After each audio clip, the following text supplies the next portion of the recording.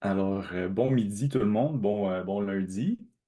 Très heureux d'être ici avec vous pour cette conférence sur la pleine conscience et l'autocompassion en coaching. Pourquoi faire? Donc, c'est le thème qu'on va explorer ensemble avec Sandrine également. Peut-être juste commencer par une petite présentation. On a déjà croisé plusieurs d'entre vous, mais pour ceux qui nous connaissent moins, moi, c'est Luis Gravovich avec Sandrine Huez. Moi, j'ai disons, un background d'avocat et de médiateur, et depuis plus d'une dizaine d'années, j'ai également une pratique de pleine conscience. Puis, j'enseigne des cours à l'université qui mobilisent la pleine conscience dans des sujets comme l'éthique professionnelle. Puis Sandrine, c'est une cardiologue de profession. Il y a également là, une pratique de méditation de plus d'une dizaine d'années et qui a fait beaucoup de retraites et qui donne aussi des retraites de méditation.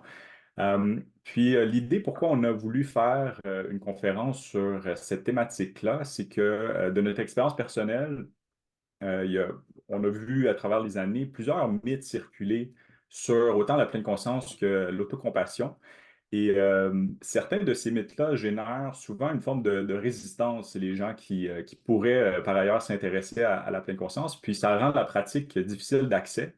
Puis même quand on y arrive, ben là, il y a d'autres mythes qui créent, par exemple, des attentes irréalistes, puis qui font que, en essayant de pratiquer, on a l'impression d'échouer, puis on se décourage, puis on abandonne.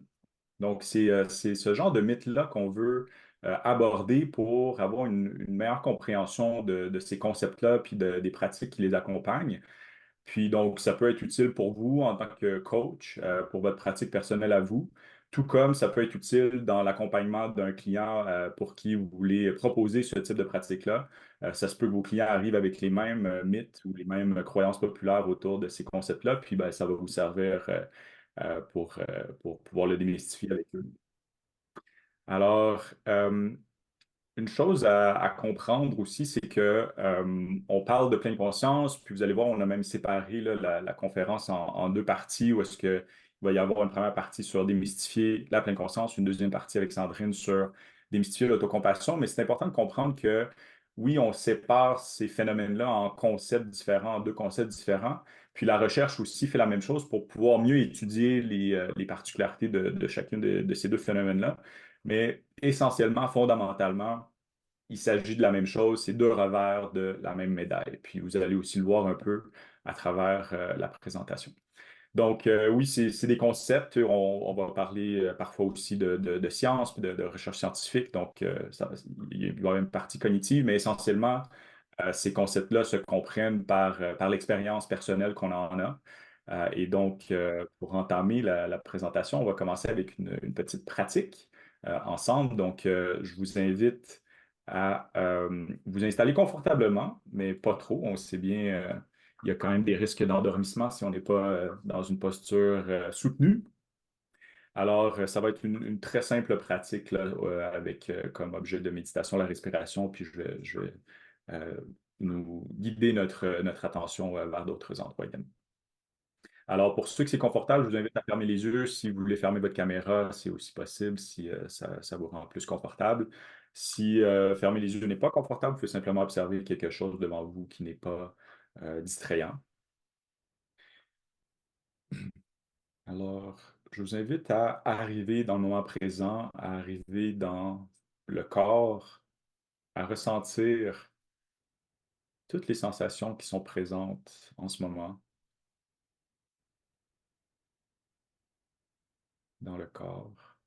Ça peut être la gravité qui vous tire vers le sol, le contact de la chaise derrière vous,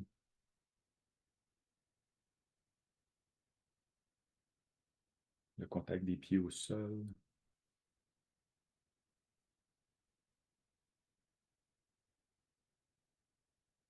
le contact des vêtements sur la peau,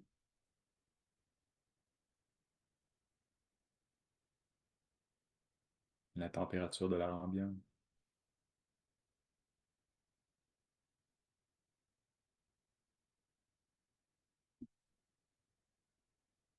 Et peu importe que ces sensations soient plaisantes ou déplaisantes, on tente de cultiver une acceptation du moment présent tel qu'il est, Si c'est plutôt de nature désagréable, on ne cherche pas à contrôler l'expérience ou à l'écarter. On fait simplement observer avec acceptation que l'instant présent est ainsi.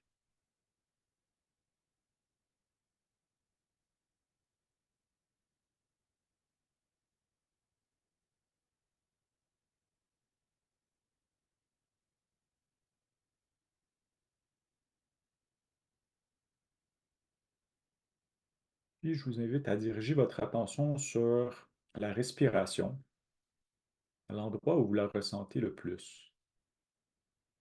Ça peut être au niveau du ventre, la poitrine, la gorge, les narines,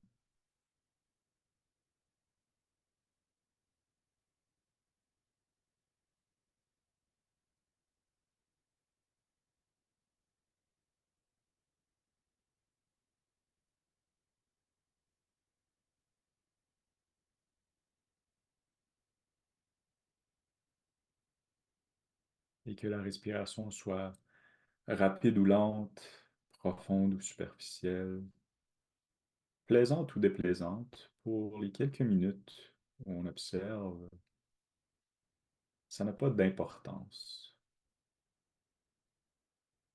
Simplement accueillir la respiration telle qu'elle est. Si le corps a envie de respirer plus profondément, on laisse faire, on fait simplement observer et permettre au moment présent d'exister tel qu'il est.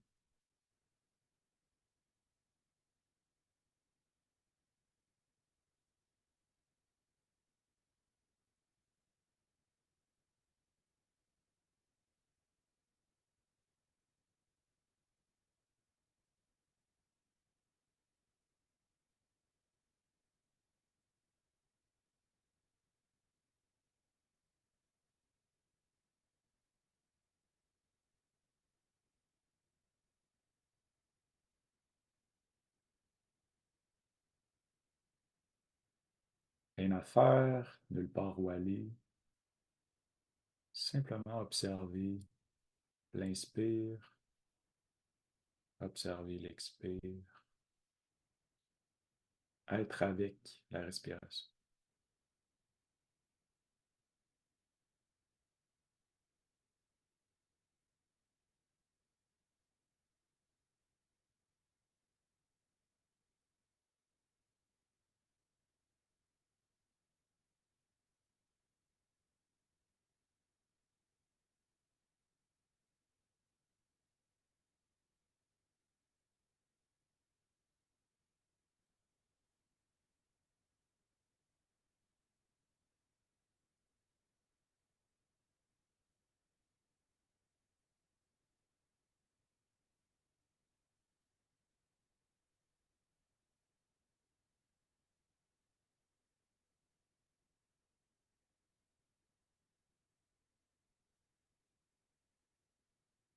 Et lorsqu'on se rend compte que l'esprit s'est égaré dans des pensées du passé ou du futur, simplement en prendre conscience, reconnaître que c'est le cas et ramener l'attention à la respiration.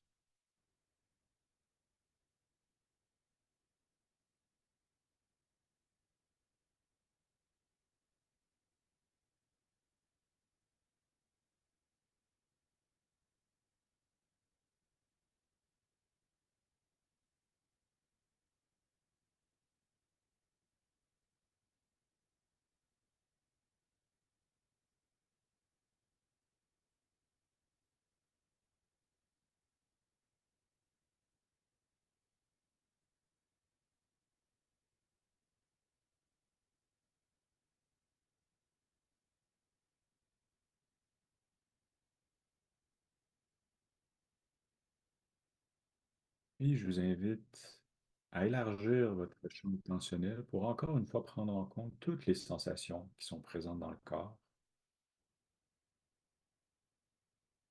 avec cette même attitude d'ouverture, d'acceptation, d'observation.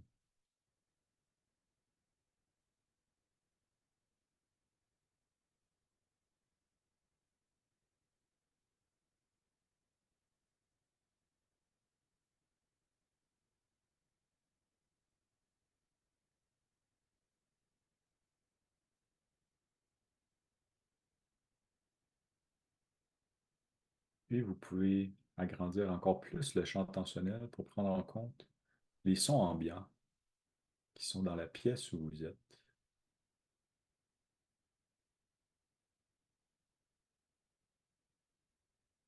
Tous les sons sont les bienvenus, plaisants ou déplaisants, forts ou moins forts.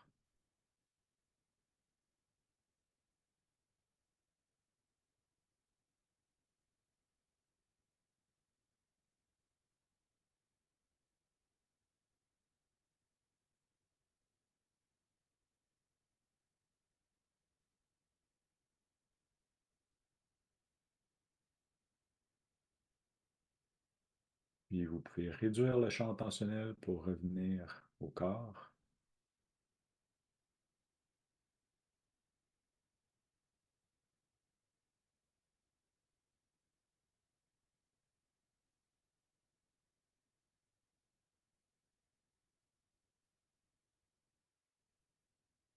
et ramener l'attention à la respiration.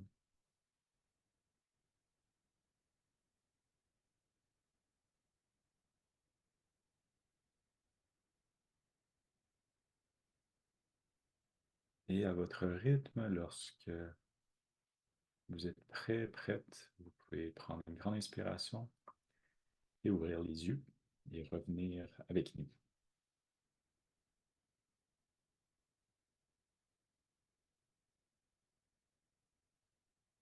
Ah, merci pour cette belle pratique qui, je l'espère, vous a permis d'atterrir pour le prochain segment sur, on va enchaîner avec la démystification de la pleine conscience. Alors, je vais vous présenter dans cette partie-là 5 mythes que moi et Sandrine avons croisés, tant, disons, dans la société en général que parfois chez nous-mêmes, puis qui ont été des choses à démystifier pour nous-mêmes à travers notre propre pratique.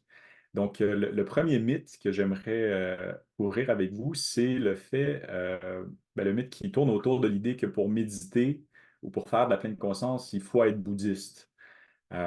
Puis, ben, c'est un mythe qu'on comprend, en fait, là, l'origine de ça, c'est qu'avec l'essor et la popularisation de la méditation de pleine conscience en Occident dans les 50 dernières années, ben, cet essor-là a été vraiment attribué à certaines personnes de l'Occident qui sont allées en Orient pour apprendre des techniques de méditation, puis qu'ils ont ramené ici en Occident, avec un effort plus ou moins prononcé là, pour séculariser ces pratiques-là, les sortir de leur contexte culturel d'origine.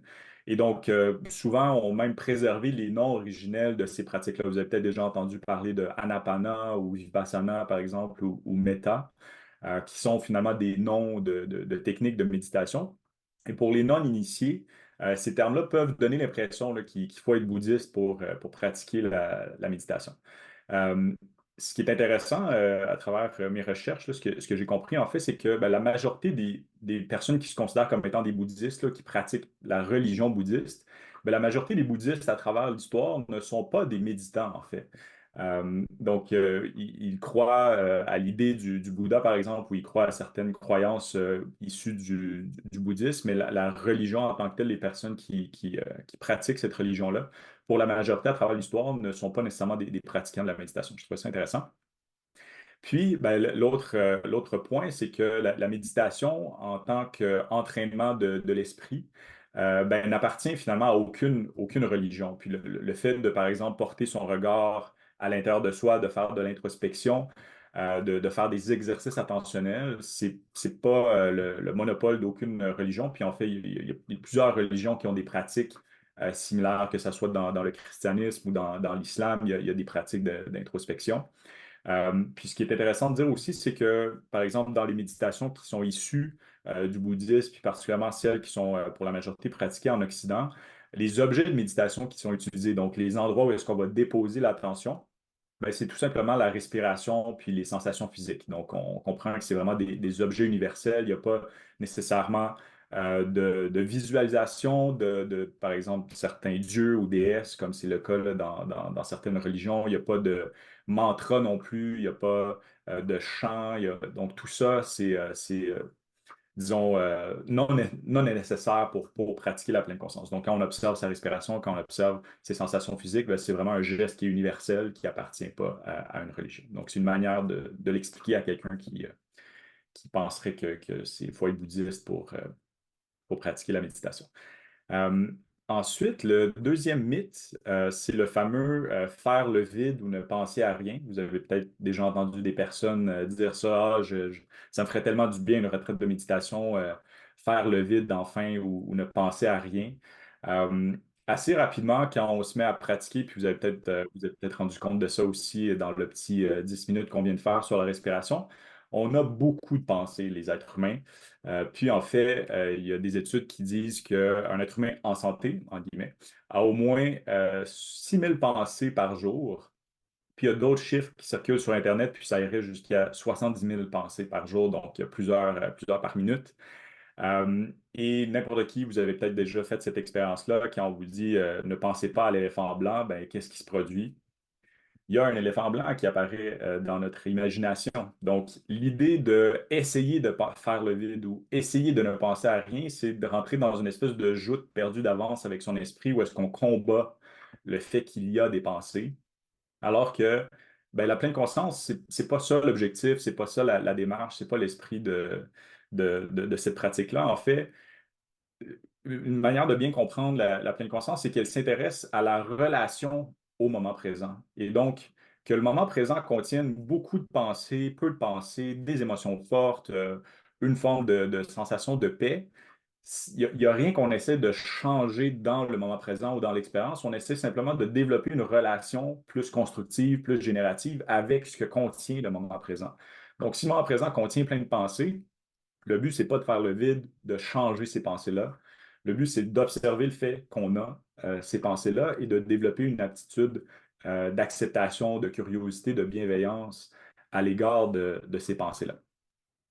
Alors vraiment, si on saisit bien ça, ben, on risque de ne pas se décourager quand on va tenter de pratiquer la pleine conscience ou quand un client va nous dire ouais, ça ne marche pas, la pleine conscience, puis que si ce qu'il a essayé de faire, c'est de contrôler les pensées, bien sûr que ça ne marche pas. C'est même pas l'objectif de la chose.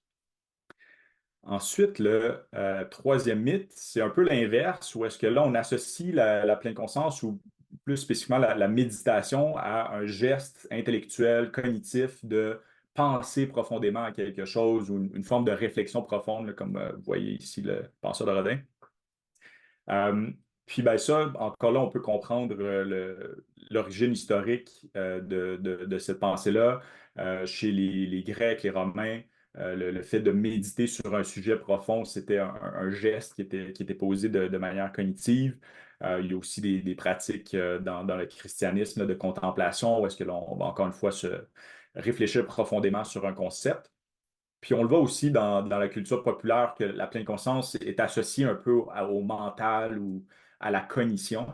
Euh, Puis ben, c'est intéressant de contraster ça avec une citation de Sam Harris, qui est un neuroscientifique qui fait des recherches, qui fait des recherches en pleine conscience. Il dit être pleinement conscient ne consiste pas à penser plus clairement à l'expérience, c'est le fait d'expérimenter plus clairement. Puis une bonne manière pour comprendre cette citation-là, c'est de comprendre que dans la psychologie bouddhiste, la pleine conscience n'est pas limitée à la tête. La pleine conscience couvre en fait tout ce qu'on peut ressentir et donc tout notre système nerveux qui circule à travers tout notre corps. Ben, la pleine conscience inclut ça. Donc oui, ça inclut nos pensées, mais ça inclut aussi tout le ressenti qui peut se passer à travers le corps, donc les sensations physiques, les émotions. Tout ça, c'est aussi, ça fait partie de ce qu'on veut dire par pleine conscience, de ressentir, d'observer à travers tout le corps. Donc, quand on dit expérimenter plus clairement, c'est ressentir plus clairement à travers tout le corps et pas juste penser à quelque chose plus clairement.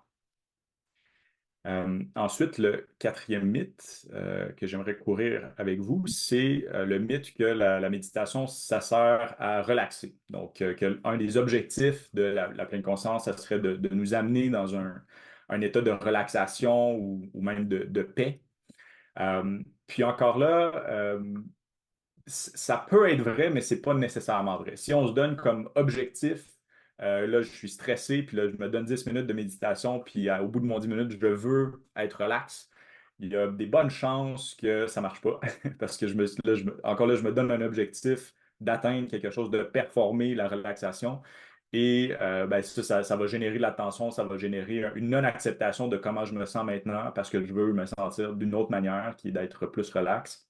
Alors encore là, c'est un peu un combat perdu d'avance. Cette citation de Jack Cornfield, qui est un moine puis un pionnier là, de la pleine conscience en Occident, vient de dire, la pleine conscience ne consiste pas à vider votre esprit de pensée ou à atteindre un état particulier, mais à être conscient de son état actuel et de la façon dont vous y faites face. Êtes-vous conscient, doux et ouvert? Donc, ce qu'on tente de cultiver, c'est des qualités, c'est des attitudes par rapport à notre moment présent, que le moment présent soit rempli de relaxation ou de non-relaxation, c'est pas important en fait. C'est comment nous on fait face aux faits à la réalité qui est devant nous. Donc, en théorie, c'est possible d'accueillir l'irritation ou la non-relaxation, disons, avec une attitude d'acceptation. Et donc, ça, paradoxalement, ça a l'effet de produire une forme de relaxation. C'est un peu un effet secondaire parce que là, on n'est plus en train de se battre contre son moment présent. On n'est pas en train de se battre contre le fait qu'on n'est pas en train de relaxer. On accepte le fait qu'on n'est pas relax. Et le fait d'accepter nous amène paradoxalement dans un effet secondaire ou pas. C'est aussi possible. Puis là, ben, ce qu'on observe, c'est que ça n'a rien fait. Et on peut accueillir ça aussi à ce moment-là. Et finalement, le dernier mythe, c'est que l'acceptation égale est un synonyme de passivité dans la pleine conscience. Moi, j'ai déjà entendu ça, des personnes qui c'est des grands performants dans la vie. Ben, ils disent, ouais, mais j'ai peur que si je me mets à méditer, je vais perdre mon edge, je vais perdre là, l'espèce de drive ou la motivation là, qui fait que je carbure, là, puis que je suis capable d'accomplir des choses. Ou encore une autre version de ça, c'est de dire que ben, la pleine conscience nous amène dans une espèce de passivité où on accepte l'inacceptable. On se met à accepter tout, puis des injustices. Puis, donc, c'est un mythe qui circule. Puis, le fait que le mythe circule, c'est vraiment une non-compréhension de qu'est-ce qu'on veut dire par accepter dans le contexte de la pleine conscience. Accepter dans le contexte de la pleine conscience, c'est vraiment par opposition à faire du déni par rapport à la réalité qui existe déjà. Donc, si je vous donne un exemple concret, si je suis fâché, par exemple, et que je nie le fait que je suis fâché ou que je ne suis pas en train d'être en observation, je ne suis pas conscient que je suis fâché, ben, je vais soit le refouler, donc ça va se loger à quelque part dans mon corps, dans ma psyché, ou je vais le projeter de manière inconsciente sur les autres, puis je vais générer encore plus de souffrance. L'acceptation en pleine conscience, ça serait de reconnaître que je suis effectivement fâché, qu'il y a des sensations désagréables qui sont dans mon corps et d'accepter le fait que c'est comme ça. Et le fait d'accepter va créer un espace où est-ce que là, je peux choisir consciemment ce que je veux faire à partir de là, en fonction de ce qui est important pour moi, en fonction des valeurs que je veux promouvoir. Et donc, un geste plus compétent, plus génératif, plus constructif va suivre. Et donc, je peux mobiliser ma colère à bon escient. Mais c'est pas que ça m'empêche d'utiliser ma colère à bon escient. En fait, ça me permet de l'utiliser consciemment. Alors, c'est vraiment un peu l'inverse. C'est pas que ça nous rend passifs, c'est que ça nous rend compétents et capable d'utiliser les émotions qui nous traversent. Puis ici, il y a une citation de Cartelli qui pointe vers ça. On dit, tout ce que vous acceptez complètement vous mènera à la paix, y compris l'acceptation que vous ne pouvez pas accepter, que vous êtes en résistance. Donc, il faut être capable de reconnaître ça pour pouvoir aller de l'avant par la suite. Alors, voilà pour les mythes sur la pleine conscience. Je vais laisser le plancher à Sandrine pour la suite. Merci Elvis. On va faire un petit peu. Est-ce que vous m'entendez convenablement? Est-ce que vous voyez bien mon écran? Tout est bon? Ok, super. On va faire un peu le même travail hein, par rapport à l'autocompassion et vous verrez qu'il y a des choses qui se recoupent évidemment parce que tout ça est très, très lié, très interconnecté. L'autocompassion, bah, c'est quoi? L'autocompassion, c'est finalement la compassion dirigée vers soi-même. Hein. Euh, Dans la conception bouddhiste, la compassion, c'est simplement ce qui émerge à partir du moment où c'est une attention de qualité, un esprit avec une attention de qualité qui rencontre la souffrance. C'est ce qui émerge naturellement. Et l'autocompassion, on peut le définir autrement. Souvent, on dit que c'est se traiter soi-même en situation difficile ou de souffrance comme on traiterait son meilleur ami. Alors, je ne sais pas si vous avez déjà remarqué, mais parfois l'attitude n'est pas la même quand nous sommes en situation de souffrance ou quand c'est quelqu'un qu'on connaît, qu'on aime, qui est en situation de souffrance. À ce propos, j'avais envie de vous raconter une histoire. Il n'y a pas très longtemps, j'ai ma meilleure amie, je viens de Belgique, ma meilleure amie est en Belgique et elle m'appelle un petit peu, un petit peu paniquée, en larmes. Enfin, c'était un moment difficile pour elle. Puis elle me raconte que la veille, au soir, elle est invitée par son patron et ses collègues à une soirée chez lui. Puis il y avait un enjeu pour elle, c'était quand même important parce que c'est un nouveau travail. Donc elle ne connaît pas ses collègues et donc il y a quand même un aspect de peur d'être jugée, de oh, qu'est-ce qu'ils vont penser de moi, je ne les connais pas, etc. Est-ce que ça va bien se passer? Ok, et puis elle, à un moment donné, au moment de l'apéritif, elle propose à la conjointe de son patron de l'aider et de prendre le plateau avec tous les akouskis, l'apéro, les verres de champagne, etc. Ok, super. Donc, ce qu'elle fait, elle prend le plateau et elle va vers le salon avec tous les invités qui étaient là, évidemment. Et au moment où elle s'approche de la table, bah, elle se prend le pied dans la table. Évidemment, arrive ce qui devait arriver, le plateau se renverse et tout est par terre. Et là, elle commence à me raconter tout le sentiment de honte qu'elle a, de dire ah, je suis vraiment bonne à rien. Puis je me rends compte, en fait, pourquoi je vous raconte cette histoire, c'est parce que pour moi, ça a été un peu une révélation de me dire, mais c'est ça, l'autocompassion, c'est que je me suis rendu compte de la différence entre son espace intérieur à ce moment-là, qui était très dur avec elle, très jugeant, puis c'était waouh, c'était dramatique et mon espace intérieur, qui évidemment sentait sa souffrance, c'était pas facile, mais il y avait plein d'espaces dans mon espace intérieur à moi qui était de clairement avoir l'intention d'être présente pour elle, de l'écouter, de la consoler et peut-être de la soutenir pour essayer de passer à autre chose. Et donc, c'est ça, c'est de ça dont on parle hein, quand on parle de l'autocompassion. Alors, on va aussi démystifier un petit peu tout ce qu'on peut entendre sur l'autocompassion. Je n'arrive pas à passer mes diapositives. Elvis, est-ce que tu ne dois pas me... Ah, voilà. Autre chose, voilà. Premier mythe, bah, l'autocompassion, c'est un apitoiement sur soi. Hein. Les gens qui font de l'autocompassion sont dans le drame, c'est dans la souffrance, ils se complaisent dans la souffrance. Vous avez peut-être déjà entendu ça. Puis c'est intéressant parce que bah, l'autocompassion, c'est au contraire, c'est développer un espace intérieur, prendre soin de son espace intérieur pour se choisir comme allié pour prendre soin de la souffrance. À mon sens, c'est finalement puis on considère que l'autocompassion, c'est l'antidote de l'apitoiement pour essayer d'aller vers ce dont Elvis nous a déjà parlé, quelque chose qui est plus de l'ordre de l'acceptation d'un point de vue de la pleine conscience, c'est-à-dire, OK, accepter que c'est ce qui s'est passé, puis accepter que c'est difficile, que là, il y a de la souffrance. Accepter pour mon ami toute cette souffrance qui est présente, le sentiment de culpabilité, et essayer de non seulement l'accepter, mais de pouvoir le nommer, de vraiment le reconnaître.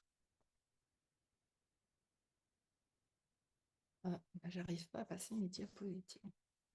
Ah, comme ça marche. Alors pourquoi l'acceptation? Carl Rogers nous dit qu'il y a effectivement un paradoxe qui est étonnant pour les êtres humains, mais c'est que lorsque je m'accepte pleinement tel que je suis, à ce moment-là, je peux changer. Et donc l'aspect d'acceptation est vraiment une phase importante pour ce qui est du changement. Ça me semble très important, évidemment, pour nous qui sommes coachs, qui essayons d'accompagner le changement. Cette phase-là est vraiment une phase très importante. Carl Rogers étant le père de la psychologie humaniste, monsieur qui a beaucoup étudié l'aspect de relation thérapeutique et en quoi le regard du thérapeute ou du coach peut justement aider le client. Alors, comment on fait ça? Christine Neff, qui est une chercheuse qui a beaucoup aidé à développer le concept d'autocompassion, décrit l'autocompassion en trois composantes, en trois mouvements qui sont dynamiques et interconnectés.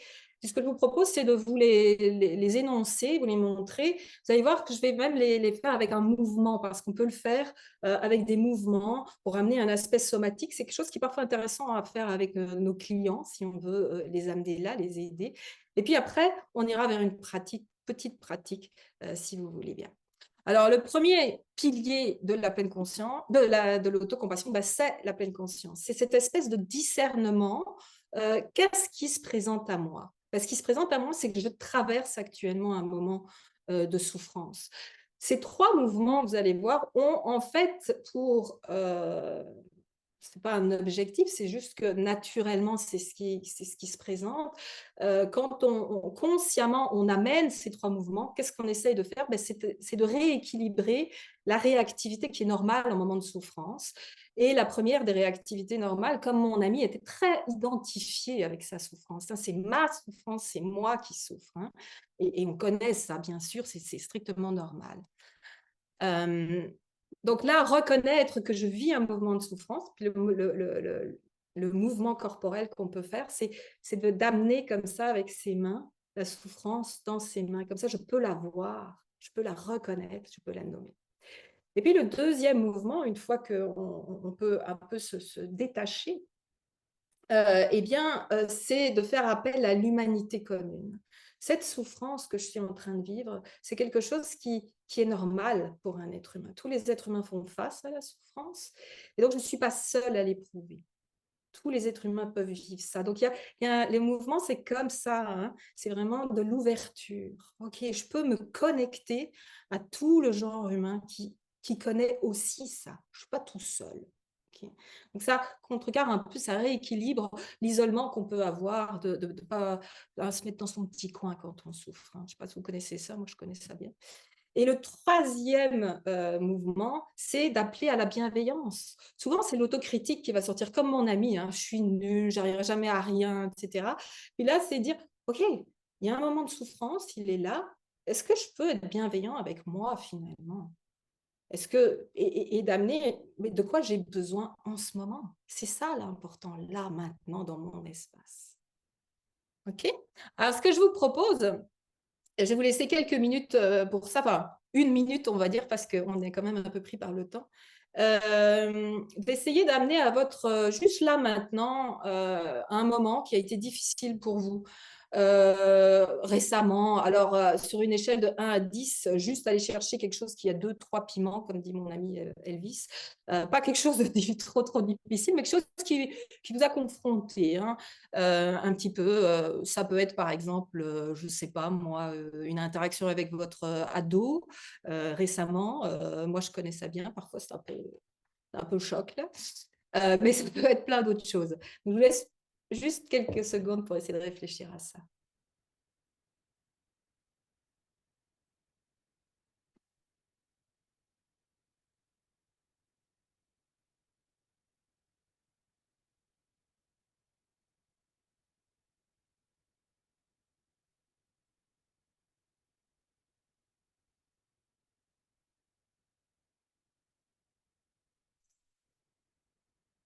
Voilà. Alors, prenez vraiment la première chose qui apparaît, puis c'est quelque chose qu'on peut pratiquer. Hein. Donc, je vous propose de revenir au corps. Hein. Fermez les yeux si ça vous permet d'être plus proche de vos ressentis et ne pas les fermer si c'est inconfortable. De juste, dans un premier temps, se connecter à la sensation de la respiration.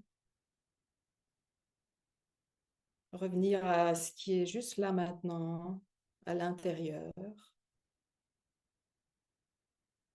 Et d'amener le focus attentionnel sur l'espace du cœur. Sentir la respiration dans la poitrine.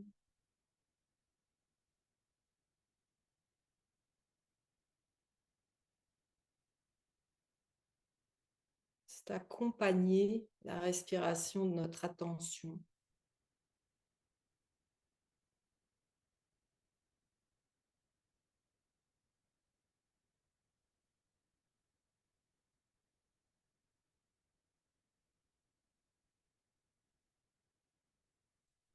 je vous invite à amener le souvenir du moment que vous avez choisi.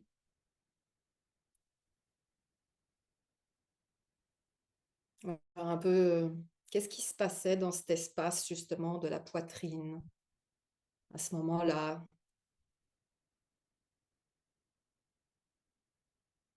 Peut-être y avait-il un petit peu de tension, c'était peut-être un peu serré, et ça peut être un tout petit peu, comme ça peut être un peu plus.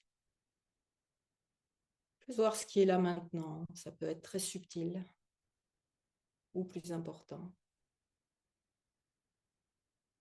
Ce qui se passait dans la tête aussi, les pensées, dans le corps.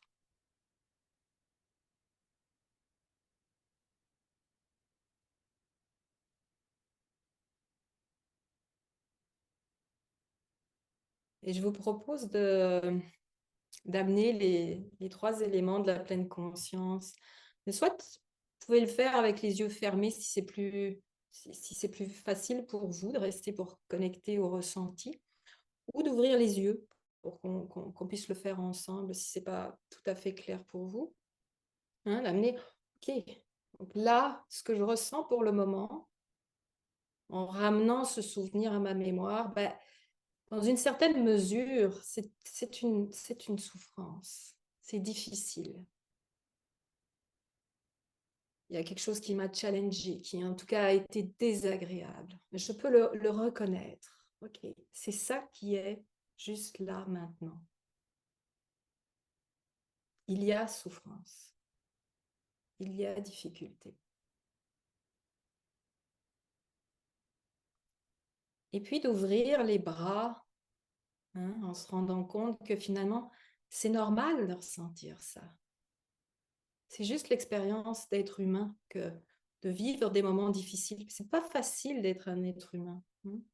On est tout le temps sollicité. Nos sens sont sollicités en permanence, avec des choses qu'on a choisies, des choses qu'on n'a pas choisies, avec des choses agréables, des choses désagréables. Ok, là, c'est ça qui est. Ok, je ne suis pas seule à sentir ça. C'est juste parce que je suis un être humain que je ressens ça. Et puis de se prendre dans les bras, hein, d'amener le 3e mouvement, de voir dans quelle mesure c'est possible de rester bienveillant avec moi-même. Peut-être il y avait de la culpabilité, peut-être il y avait de la honte, peut-être plein d'autres émotions qui ne sont pas faciles.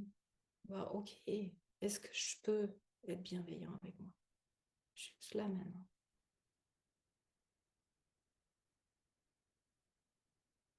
Peut-être ça va m'aider. Peut-être pas dans l'immédiat.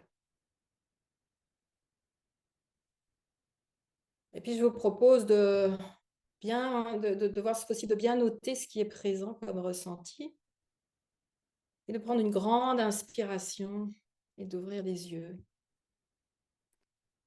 Et de ramener le focus attentionnel là sur la présentation et puis sur la poursuite de cette conférence. Et s'il y a nécessité, si c'est intéressant pour vous de discuter de ce qui s'est présenté, il y aura un moment de questions-réponses. Ce sera tout à fait possible. Évidemment, là, je vais passer à autre chose. La transition est un peu rude, je trouve, mais bon, c'est comme ça. Okay. Vous me pardonnerez. Alors, le 2e mythe que l'on peut voir, entendre à propos de l'autocompassion, c'est que c'est narcissique, hein. C'est du narcissisme. Puis là, pour le moment, il y a vraiment une confusion de langage. Le narcissisme, une personnalité narcissique est une personnalité qui a besoin de valorisation, d'être admirée, etc. Ça s'associe souvent avec un manque d'empathie pour les autres, avec tout un continuum, hein, on s'entend. Et le narcissisme, c'est un problème, un manque d'estime de soi et non pas un problème d'autocompassion. Alors, pourquoi je vous ai mis le seau plein de glace là? C'est parce que c'est une image intéressante pour expliquer ce que c'est que l'estime de soi. L'estime de soi, c'est je définis une valeur qui est la valeur dont je me vois positivement. C'est ma valeur. Ok?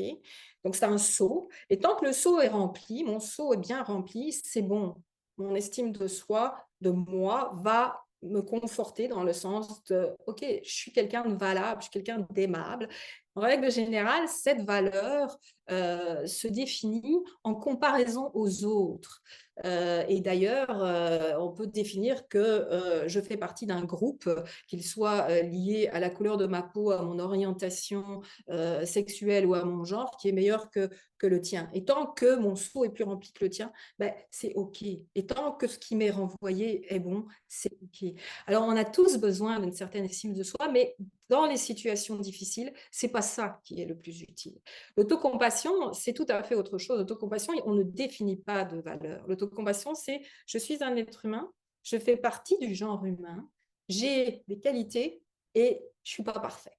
Et c'est possible de se considérer et de considérer que je suis OK comme je suis. Je ne sais pas si vous allez voir, c'est intéressant parce que dans l'aspect de développement personnel, la vision du développement, elle est totalement différente dans l'estime de soi et dans l'autocompassion. Tout ça étant interdynamique, évidemment. Les études montrent que l'autocompassion, quand on regarde par exemple des étudiants dans un milieu universitaire très challengeant, l'autocompassion favorise le fait de recevoir des messages qui ne sont pas nécessairement positifs, qui peuvent être challengeants, de manière plus équanime et plus constructive par rapport à l'estime de soi. Alors, l'autocompassion peut même être considérée comme de l'égoïsme. Et là, les études dans le couple sont intéressantes, je trouve. Les conjoints qui ont une meilleure capacité d'autocompassion sont en fait vus comme étant plus gentils, plus attentionnés par leur partenaire dans le couple. C'est le partenaire qui définit ça. Et comme favorisant plus d'autonomie pour le conjoint.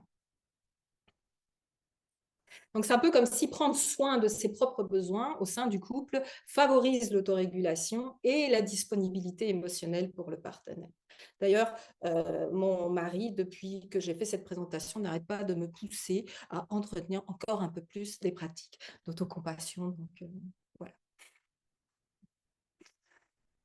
Alors, on me dirait, bah, c'est intéressant ça, parce que si l'autocompassion soutient ma disponibilité émotionnelle, est-ce que chez les soignants qui sont soumis à énormément de surcharge de travail, à beaucoup de stimulation émotionnelle, est-ce que ça fonctionne? Est-ce que ça marche?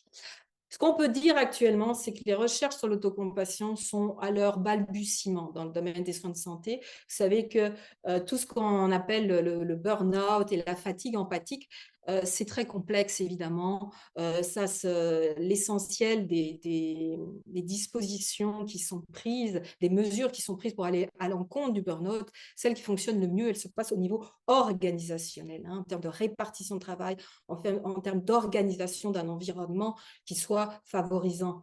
Mais ici, on parle d'un point de vue intrapersonnel. Qu'est-ce qui se passe? Les soignants, ils ont souvent, et j'en fais partie, une personnalité qui est perfectionniste et idéaliste. Et ça va souvent dans le sens de je me blâme et je blâme les autres. Donc, en général, ce sont des gens qui ont assez peu cette capacité d'autocompassion. Et les études actuellement montrent que l'autocompassion, effectivement, peut aider les soignants à mieux gérer leur stress et à réduire des signes de burn-out, et que ceux qui pratiquent ont tendance à avoir une meilleure résilience pour faire face aux défis professionnels. Par contre, on ne peut pas dire qu'il y a un lien entre la capacité à se donner de la compassion et la capacité à donner la compassion. Et par ailleurs, pour le moment, je dirais que les programmes tels que le Mindful Self-Compassion, programme de Christine Neff, qui sont des programmes sur 6 semaines pour les soignants, les études sont en cours pour essayer de voir si ça peut aider dans le domaine des soins de santé. Et les résultats sont effectivement encourageants, en tant qu'on peut améliorer la capacité d'autocompassion et la résilience. Mais on ne peut certainement pas dire aujourd'hui que c'est la solution à tous les problèmes du système de santé. Dernier mythe que j'ai voulu, qui me donnait envie de partager avec vous, c'est que l'autocompassion, c'est de la faiblesse, voire de la complaisance. Alors ça, je trouve intéressant parce que qu'est-ce qui est là derrière? Il y a une peur dans nos sociétés occidentales de l'autocompassion et de la compassion, c'est tout à fait décrit. Et la peur, c'est que, on parle de motivation ici, hein. Pour des coachs, ça c'est vraiment intéressant. On parle de motivation à s'améliorer, à rebondir après un échec, etc., etc. Euh, Puis l'idée derrière ça, c'est que, très présent dans nos sociétés, c'est que finalement la motivation, c'est de l'autocritique, hein. Et là, de nouveau, il y a une confusion. Oui, on a besoin d'une saine autocritique pour se remettre en question, mais on n'a pas besoin d'un espace dur qui se juge, qui se flagelle, etc. C'est de ça dont on parle, hein. Alors, les études montrent quoi? L'autocompassion, clairement, semble renforcer la motivation pour atteindre un objectif ou faire face à l'échec et réduit notamment la procrastination, réduit la peur de l'échec et favorise le réengagement après l'échec. Donc, tout ça sont des choses qui sont vraiment intéressantes, je trouve, et encore plus intéressant, c'est que l'autocompassion changerait la texture de la motivation vers des motivations plus autonomes. Peut-être la théorie de l'autodétermination est quelque chose qui vous parle, hein. On peut avoir dans le milieu de travail des motivations qui sont de l'ordre je fais parce que j'ai peur de ne pas satisfaire mon supérieur ou ceci, cela, etc. Ou aller, et ce sont des motivations qui existent bien sûr, mais qui sont moins durables que celles qui finalement deviennent intégrées par la personne parce qu'elles sont en lien avec ses valeurs. Okay. Et Christine Neff nous dit les personnes qui ont un indice d'autocompassion les plus élevés sont motivées à apprendre et à grandir, mais pour des raisons intrinsèques et non pas parce qu'elles veulent obtenir l'approbation sociale ou protéger leur image. Ça, c'est un enjeu, à mon sens, majeur pour les coachs parce que c'est quelque chose qu'on rencontre beaucoup dans les milieux de travail. Mais on pourra, clairement, je serais très intéressée d'avoir votre avis par la suite sur ce genre de choses dans les questions-réponses. Puis j'ai voulu terminer avec cette étude, qui est une étude canadienne, qui nous vient de Vancouver, qui résulte d'entretiens avec 7 championnes en ski acrobatique canadienne à des hauts niveaux, hein, vraiment en sport de compétition qui demande quand même beaucoup de motivation et de résistance mentale, on va dire. Et je trouve qu'elle est vraiment très, très belle, cette étude, parce que ce qui ressort vraiment, c'est la question, c'était comment vous voyez votre pratique d'autocompassion, votre pratique de pleine conscience. Comment pour vous, qu'est-ce que ça veut dire pour vous, ça, par rapport à votre résistance mentale et par rapport pour faire face à vos challenges, là, qui sont quand même très importants. Alors, ici, une des choses qui ressort, c'est que l'autocompassion est essentielle au développement de la résistance mentale. Hein, au départ, comme si c'était une étape finalement nécessaire de passer par l'autocompassion. Et la pleine conscience est essentielle au développement et au maintien de l'autocompassion et de la résistance mentale. C'est vraiment super beau de voir comment elles arrivent finalement à décrire ce que ça représente pour elles.